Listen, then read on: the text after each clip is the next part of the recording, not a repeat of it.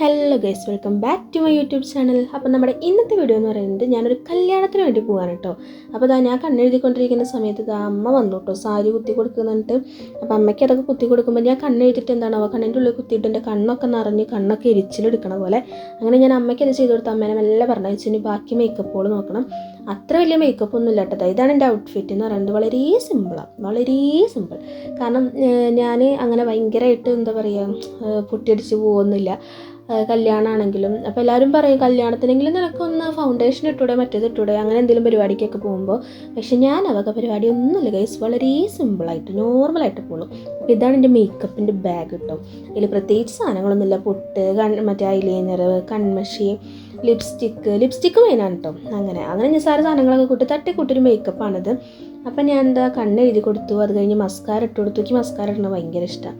അപ്പോൾ ഇതാണ് എൻ്റെ ഡ്രസ്സ്. ഇതെനിക്ക് ബർത്ത്ഡേക്ക് കിട്ടിയ ഡ്രസ്സാണ്. നല്ല സിമ്പിളായിട്ട് നല്ല കാണാൻ ഭംഗിയുള്ള, എനിക്ക് ഇഷ്ടപ്പെട്ടൊരു കളറ്, നല്ല ഭംഗിയുണ്ടെന്ന് ഞാൻ തന്നെ എന്നെ പുകഴ്ത്തി പറയട്ടെ ഗൈസ്.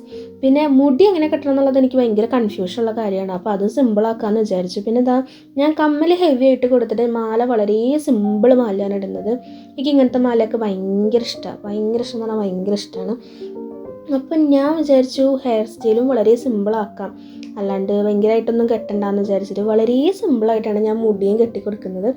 പിന്നെ ഞാൻ പോകുന്ന കല്യാണം എന്ന് പറയുന്നത് ഇത്രയും നേരം അത് ആരുടെയാന്ന് പറഞ്ഞില്ല ഗൈസ്. അതായത് എന്നെ +1ലും +2ലും പഠിപ്പിച്ച എൻ്റെ സ്വന്തം ഉണ്ണിമായ മിസ്സിൻ്റെ അനിയത്തിയുടെ കല്യാണത്തിനാണ് കേട്ടോ ഞാൻ പോകുന്നത്.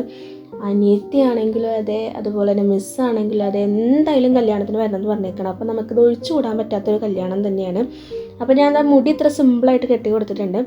അങ്ങനെ മിസ്സിൻ്റെ അനിയത്തിൻ്റെ പേര് കാർത്തിക എന്നാണ്, വാവ എന്നാണ് വിളിക്കുക.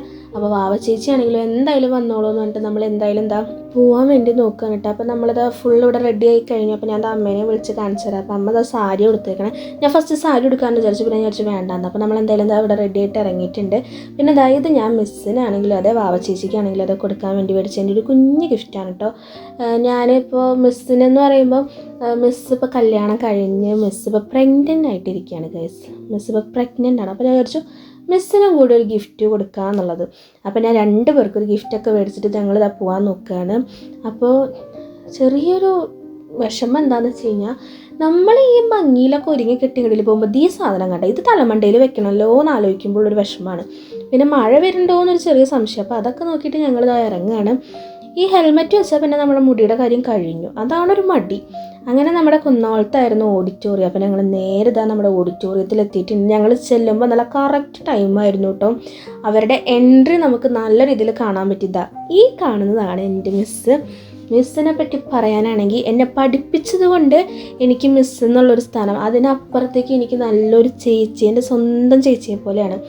അങ്ങനെയാണ് ഞങ്ങൾ തമ്മിലുള്ളൊരു ബോണ്ട് എന്ന് പറയുന്നത്. പിന്നെ എനിക്ക് ഏറ്റവും ഇഷ്ടമായിട്ടെന്ന് വെച്ച് കഴിഞ്ഞാൽ ഇവരുടെ എൻട്രി എനിക്ക് ലൈവായിട്ട് അവിടെ നിന്ന് കാണാൻ പറ്റിയിട്ടോ. ഞാൻ വിചാരിച്ചു അതൊക്കെ കഴിഞ്ഞിട്ടുണ്ടാവുമെന്ന്, പക്ഷേ അതൊന്നും കഴിഞ്ഞിട്ടുണ്ടായിരുന്നില്ല. അപ്പോൾ അവരുടെ എൻട്രി എനിക്ക് ഭയങ്കരമായിട്ട് ഇഷ്ടപ്പെട്ടു. നല്ല രസമുണ്ടായിരുന്നു കാണാൻ. വാവ ചേച്ചിനെ കാണാൻ നല്ല സുന്ദരിയായിട്ടുണ്ട്, അടിപൊളിയായിട്ട് 2 പേരും. പിന്നെ ചേട്ടനാണെങ്കിലും അതെ, 2 പേരെയും കാണാൻ നല്ല രസമുണ്ടായിരുന്നു. പിന്നെ മിസ്സിനെയും എല്ലാവരെയും കാണാൻ നല്ല അടിപൊളിയായിരുന്നു.